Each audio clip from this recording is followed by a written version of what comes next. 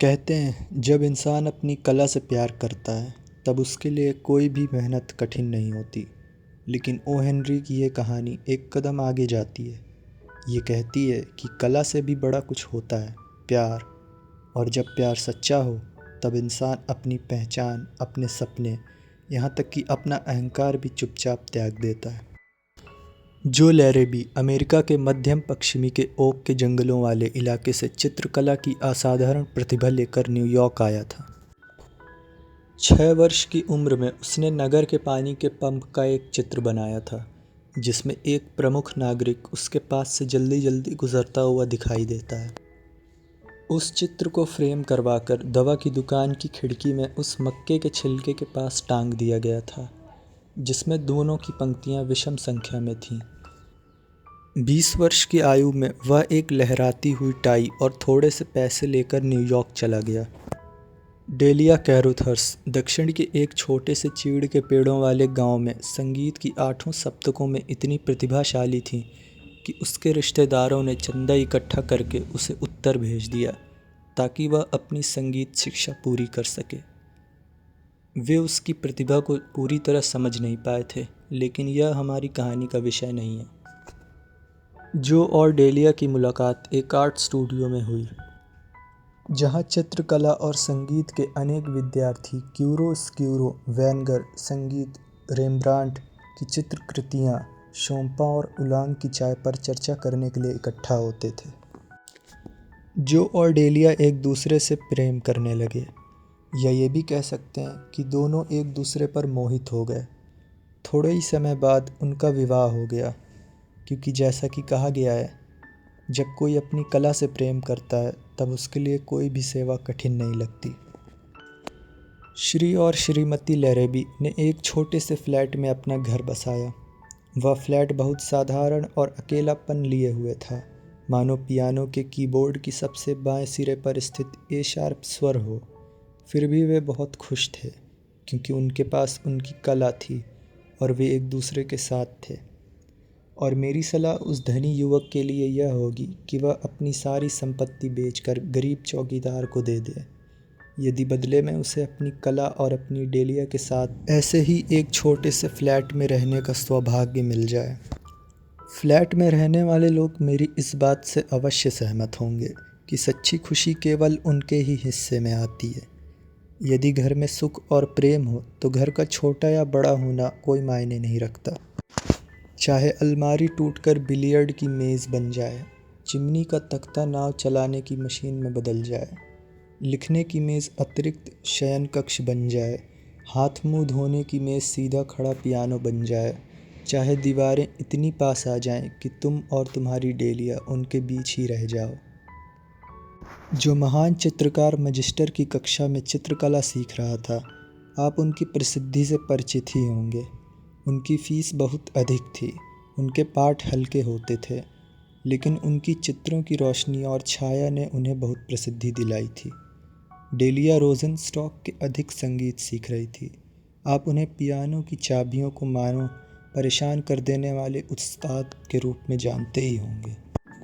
जब तक उनके पास पैसा था वे बहुत खुश रहे। हर कोई रहता है, लेकिन मैं निंदक नहीं बनूंगा। उनके लक्ष्य बिल्कुल स्पष्ट और निश्चित थे। वे जल्द ही ऐसा चित्रकार बनने वाले थे कि सफ़ेद पतली गुलमुच्छों और मोटी जेबों वाले बूढ़े सज्जन उसकी चित्रकला खरीदने का अधिकार पाने के लिए उसके स्टूडियो में एक दूसरे से होड़ करने लगे। डेलिया संगीत में इतनी निपुण और फिर उससे इतनी ऊब जाने वाली थी कि जब तक वह देखती कि ऑर्केस्ट्रा की सीटें और बॉक्स खाली रह गए हैं, तब वह गले में दर्द का बहाना बनाकर किसी निजी भोजन कक्ष में लॉबस्टर खाती और मंच पर जाने से इनकार कर देती। लेकिन मेरी राय में सबसे सुंदर बात उस छोटे से फ्लैट का घरेलू जीवन था। दिन भर की पढ़ाई के बाद दोनों की उत्साह से भरी लंबी बातचीत, आरामदायक रात्रि भोज और ताज़ा हल्के नाश्ते, एक दूसरे के साथ अपने सपनों और महत्वाकांक्षाओं का आदान प्रदान, जो एक दूसरे के सपनों से जुड़े हुए थे, पारस्परिक सहयोग और प्रेरणा। और मेरी इस सरलता को क्षमा कीजिए, रात 11 बजे भरवा जैतून और चीज़ सैंडविच के साथ में आनंद लेना। लेकिन कुछ समय बाद कला की प्रगति रुक सी गई। ऐसा कभी कभी हो ही जाता है, चाहे कोई सिग्नल देने वाला उसे रोकने के लिए झंडी दिखाए या नहीं। जैसा कि साधारण लोग कहते हैं, सब कुछ बाहर जा रहा था लेकिन कुछ भी भीतर नहीं आ रहा था। अर्थात खर्च तो लगातार हो रहा था लेकिन आमदनी बिल्कुल नहीं थी। अब उनके पास इतना पैसा नहीं बचा था कि वे श्री मैजिस्टर और हेर रोज़ेनस्टॉक की भारी फीस चुका सकें। लेकिन जब कोई अपनी कला से प्रेम करता है तो उसके लिए कोई भी सेवा कठिन नहीं लगती। इसलिए डेलिया ने कहा कि घर का चूल्हा जलाए रखने के लिए उसे संगीत सिखाने का काम करना पड़ेगा। 2-3 दिनों तक वह नए विद्यार्थियों की तलाश में इधर उधर घूमती रही। एक शाम वह बहुत उत्साहित होकर घर लौटी। जो प्रिय, उसने खुशी से कहा, मुझे एक छात्रा मिल गई है। और अरे कितने प्यारे लोग हैं वो। जनरल एबी पिंकनी की बेटी, जो 71वीं स्ट्रीट पर रहते हैं। कितना शानदार घर है जो। तुम्हें उसका मुख्य दरवाज़ा देखना चाहिए। मेरा ख्याल है तुम उसे बेंजेंटाइल शैली का कहोगे। और अंदर का नज़ारा, ओह जो, मैंने पहले कभी ऐसा घर नहीं देखा। मेरी छात्रा का नाम क्लेमेंटीना है। मुझे तो उससे पहले ही बहुत स्नेह हो गया है। वह बहुत नाजुक सी लड़की है, हमेशा सफ़ेद कपड़े पहनती है और उसके व्यवहार में इतनी मिठास और सरलता है। उसकी उम्र केवल 18 वर्ष है। मुझे सप्ताह में 3 बार उसे संगीत सिखाना होगा। और सोचो जो, अगर पाठ के $5 मिलेंगे, मुझे इसमें बिल्कुल भी बुरा नहीं लगता, क्योंकि जब मुझे 2-3 और छात्र मिल जाएंगे तब मैं फिर से हेर रोज़ेनस्टॉक से अपनी पढ़ाई शुरू कर सकूंगी। और अपने माथे की यह चिंता की लकीर मिटा दो प्रिय, और चलो अच्छा सा रात का खाना खाते हैं। तुम्हारे लिए तो यह ठीक है डेली, जो ने मटर का डिब्बा नक्काशी वाले चाकू और छोटी कुल्हाड़ी की मदद से खोलने की कोशिश करते हुए कहा। लेकिन मेरा क्या? क्या तुम्हें लगता है कि मैं तुम्हें कमाने के लिए भाग दौड़ करने दूं और खुद ऊंची कला की दुनिया में घूमता रहूं? बेनवनुटो चेलिनी की कसम, ऐसा कभी नहीं होगा। मेरा ख्याल है कि मैं अखबार बेच सकता हूँ या सड़क पर पत्थर बिछाने का काम कर सकता हूँ और $1-2 कमा सकता हूँ। डेलिया उसके पास आई और उसके गले में बाहें डाल दी। जो प्रिय, तुम कितने भोले हो। तुम्हें अपनी पढ़ाई जारी रखनी चाहिए। ऐसा तो नहीं है कि मैंने संगीत छोड़कर कोई दूसरा काम पकड़ लिया हो। जब मैं पढ़ाती हूँ तभी तो सिखाती भी हूँ। मैं हमेशा संगीत के साथ ही रहती हूँ और हम सप्ताह के $15 में भी करोड़पतियों जितनी खुशी से रह सकते हैं। तुम्हें श्री मैजिस्टर की कक्षा छोड़ने के बारे में बिल्कुल नहीं सोचना चाहिए। ठीक है, जो ने नीले किनारे वाली सब्जी की प्लेट उठाते हुए कहा। लेकिन मुझे अच्छा नहीं लगता कि तुम्हें संगीत की कक्षाएं देनी पड़ रही हैं। यह कला नहीं है। फिर भी तुम सचमुच बहुत नेक और प्यारी हो कि ये सब कर रही हो। डेलिया कहती है, जब कोई अपनी कला से प्रेम करता है तब उसके लिए कोई भी सेवा कठिन नहीं लगती। मैजिस्टर ने पार्क में बनाए गए मेरे उस स्केच के आकाश की बहुत प्रशंसा की, जो ने कहा। और टिंकल ने मुझे अपने शोरूम की खिड़की में मेरे 2 चित्र टांगने की अनुमति भी दे दी है। यदि कोई सही किस्म का अमीर मूर्ख उन्हें देख ले तो शायद उनमें से एक बिक भी जाए। मुझे पूरा विश्वास है कि ऐसा ही होगा, डेलिया ने मधुर स्वर में कहा। अगले पूरे सप्ताह लैराबी दंपत्ति रोज़ सुबह जल्दी नाश्ता करते थे। जो सेंट्रल पार्क में सुबह के दृश्य वाले कुछ स्केच बनाने को लेकर बहुत उत्साहित था और डेलिया रोज़ सुबह 7 बजे उसे नाश्ता कराकर, प्यार दुलार करके, उसकी प्रशंसा करके और चूम कर विदा करती थी। कला सचमुच एक आकर्षक प्रेमिका होती है। प्रायः शाम के 7 बजे ही जो घर लौटता था। सप्ताह के अंत में डेलिया गर्व से भरी हुई लेकिन थोड़ी थकी हुई विजय भाव से $5-5 के 3 नोट 8 गुना 10 इंच के मेज पर रख देती है, जो उनके 8 गुना 10 फुट के छोटे से बैठक कमरे के बीचों बीच रखी थी।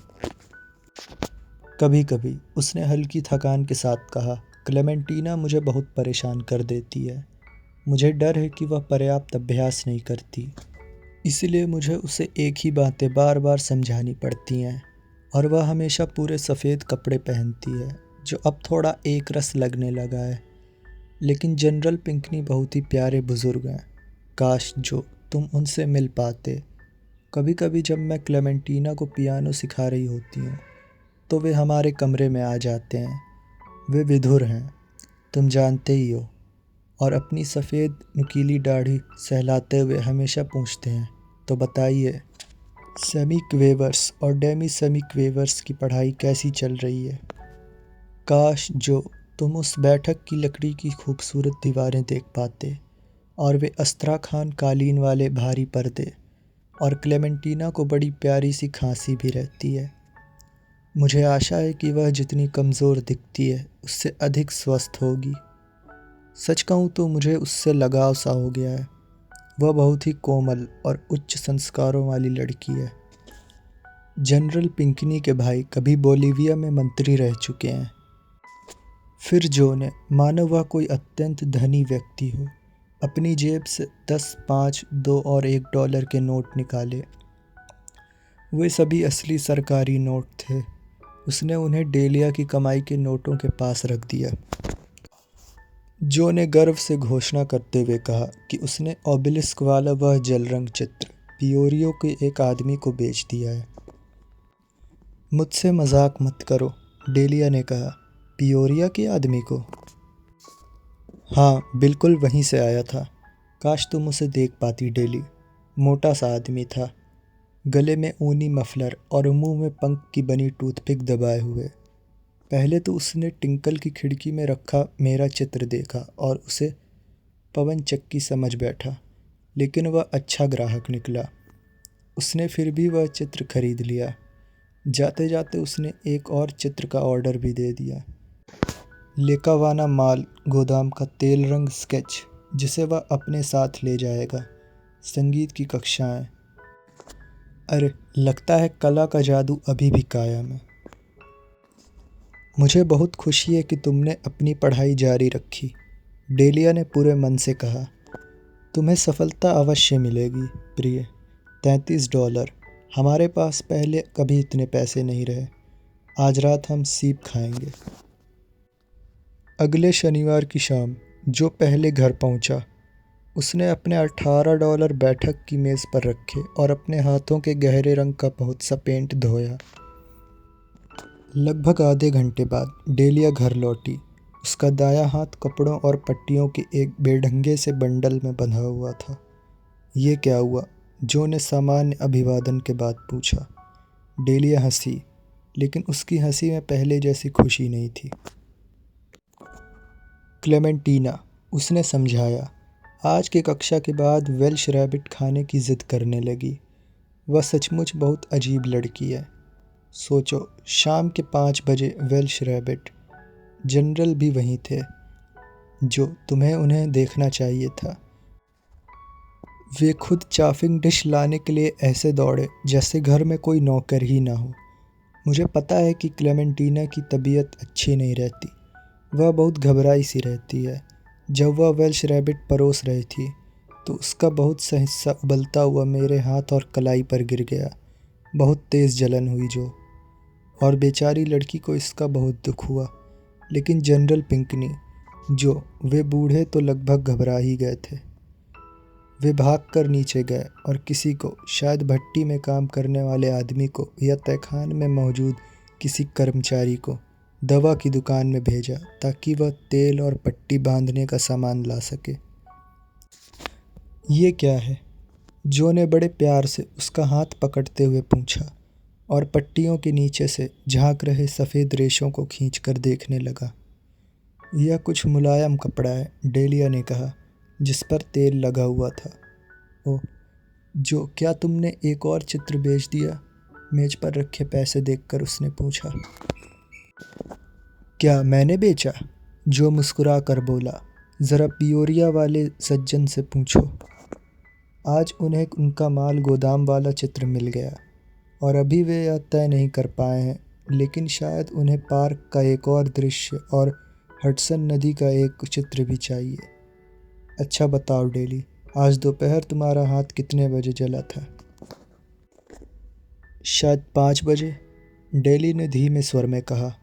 वह स्त्री, मेरा मतलब है वेल्श रैबिट, उसी समय आग से उतारा था। तुम्हें जनरल पिंकनी को देखना चाहिए था जो। डेली, ज़रा यहाँ बैठो, जो ने कहा। उसने डेलिया को सोफे तक ले जाकर अपने पास बिठाया और उसके कंधों पर अपना हाथ रख दिया। डेली, पिछले 2 हफ्तों से तुम क्या कर रही थी? उसने पूछा। कुछ क्षणों तक उसने प्रेम और ज़िद से भरी आंखों के साथ अपने आप को संभालने की कोशिश की। उसने जनरल पिंकनी के बारे में कुछ अस्पष्ट सी बातें भी बुदबुदाईं, लेकिन अंततः उसका सिर झुक गया और आंसुओं के साथ सच्चाई बाहर आ गई। मुझे कोई भी छात्र नहीं मिला, उसने स्वीकार किया, और मैं यह भी नहीं चाहती थी कि तुम अपनी पढ़ाई छोड़ दो। इसलिए मैंने 24वीं स्ट्रीट की उस बड़ी लॉन्ड्री में कपड़ों पर इस्त्री करने का काम पकड़ लिया। और बताओ, मैंने जनरल पिंकनी और क्लेमेंटीना की कहानी अच्छी तरह गढ़ी थी ना?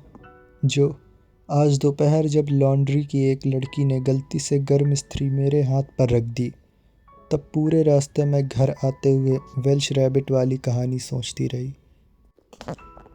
तुम मुझसे नाराज़ तो नहीं हो जो?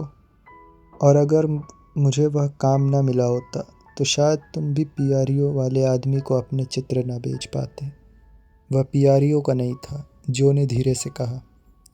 कोई बात नहीं, वह जहाँ का भी था। तुम कितने होशियार हो जो।